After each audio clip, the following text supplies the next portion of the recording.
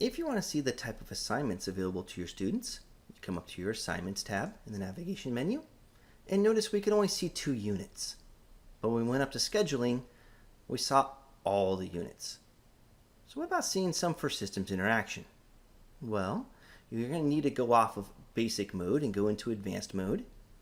And now notice your Assignments tab has a lot more information to you, including available assignments.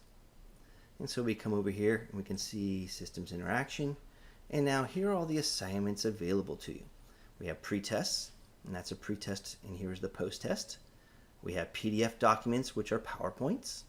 We got videos, and you could even view these videos. So you get to see what it looks like ahead of time. You could actually do the fill in the blank graphic organizer for the students. And we have external links, so you can go and view the external links. And then of course we end with the test, and you even get to see the test questions if you have upgraded your membership. Vocabulary, everything's there. Last, you can quickly change to see different units over here with our little navigation drop-down menu.